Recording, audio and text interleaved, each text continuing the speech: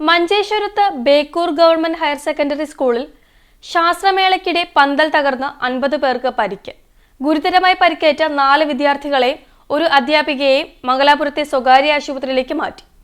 പന്തൽ നിർമ്മിച്ച 3 പേരെ പോലീസ് കസ്റ്റഡിയിലെടുത്തു. സംഭവത്തിൽ അന്വേഷിച്ച റിപ്പോർട്ട് സമർപ്പിക്കാൻ കാസർഗോഡ് വിദ്യാഭ്യാസ ഉപഡയറക്ടർക്ക് വിദ്യാഭ്യാസ മന്ത്രി നിർദ്ദേശം നൽകി. ഉച്ചയ്ക്ക് 2:15 മഞ്ചേശ്വരം ഉപജില്ലാ ശാസ്ത്രമേളയ്ക്കിടെ പന്തൽ തകർന്നു വീണു. മത്സരങ്ങൾ നടന്ന വേദിയിൽ തകര ഷീറ്റും ഇരുമ്പ് കമ്പിയും ഉപയോഗിച്ച് നിർമ്മിച്ച പന്തലാണ് തകർന്നു വീണത്. തലയ്ക്കും കൈകാലുകൾക്കുമാണ് അധിക പേർക്കും പരിക്കേറ്റത്.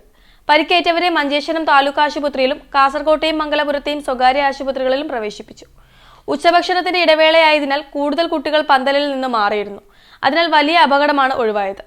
പന്തൽ നിർമ്മാണത്തിലെ അപാകതയാണ് അപകടത്തിലേക്ക് നയിച്ചതെന്നാണ് പ്രാഥമിക നിഗമനം. സംഭവത്തിൽ മഞ്ചേശ്വരം പോലീസ് അന്വേഷണം ആരംഭിച്ചു.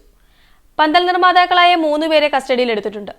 പന്തൽ നിർമ്മാണത്തിന് കരാറെടുത്ത ഗോകുൽദാസ്, ബഷീർ, അലി എന്നിവരെയാണ് കസ്റ്റഡിയിലെടുത്തത്.